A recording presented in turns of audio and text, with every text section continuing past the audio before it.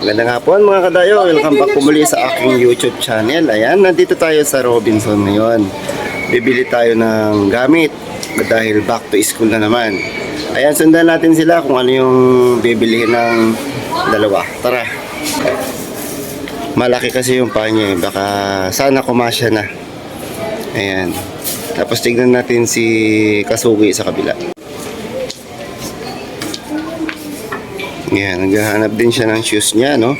Ito na lang. Ayan. May sizes naman. Dahil back to school, ayan, mamimili tayo ng gamit nila. Ayan.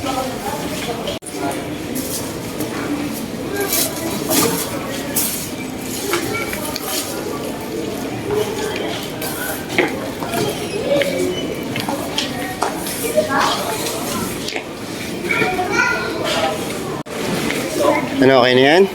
Sure ka na?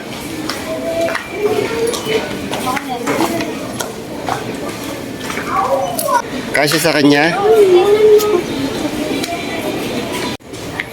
Ayan, tapos sila sa sapatos. Ngayon naman, sa taas tayo sa damit. Bibili ng slacks sa kanyang damit, syempre pang school. Nandito na kami sa damitan kung saan mamimili na siya sa kanyang mga polo at slacks na gagamitin sa kanyang school.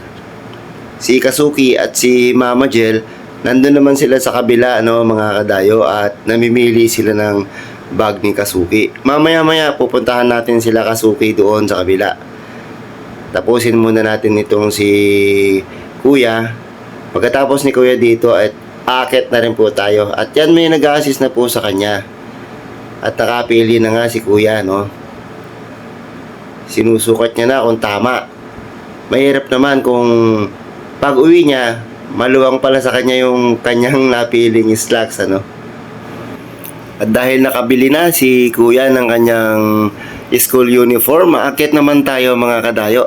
Samahan niyo ako mga kadayo at hahanapin natin si Mama Jel at si Kasuki. Dahil naghahanap sila ng bag para kay Kasuki, ano? Tara, hanapin natin sila dito.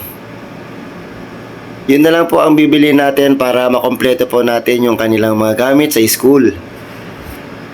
At ito na nga, nakita na natin si Mama Jel at namimili na lang bag ni Kasuki. At parang may napili na nga si Mama Jel, mga kadayo, ang kanyang hawak-hawak.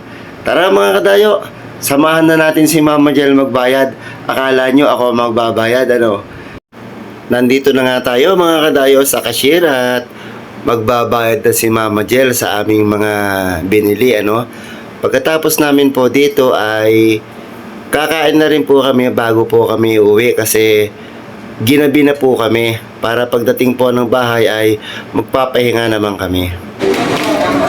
Ayan, at dahil gabi na, uwi na kami, nakabili na kami ng gamit, Kakain muna kami bago kami uwi para mamaya pagdating namin sa bahay, hindi na kami magluluto, matutulog na lang kami, Tara, kain muna tayo. Ayan, dahil tapos na kayo namili, ito kakain muna bago kami uwi. Ayan, kompleto na yung gamit nila.